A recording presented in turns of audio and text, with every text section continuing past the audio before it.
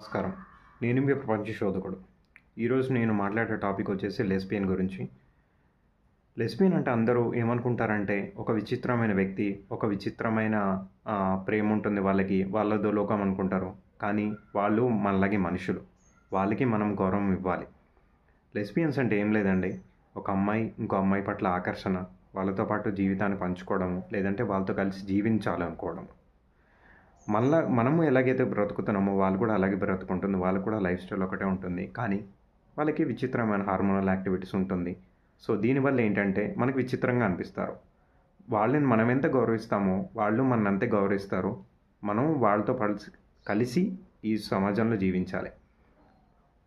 మనము ఇలాంటివి ఈ ఈ లెస్బియన్స్, గేస్, లేదంటే ట్రాన్స్జెండర్స్ వీళ్ళని ఏదో చీప్గా చూడడము, వాళ్ళు ఏదో బ్రతుకుతారు కోసం ఏదేదో పనులు చేస్తున్నారని చెప్పి వాళ్ళని విమర్శించడం అనేది కరెక్ట్ కాదని నా ఒపీనియన్.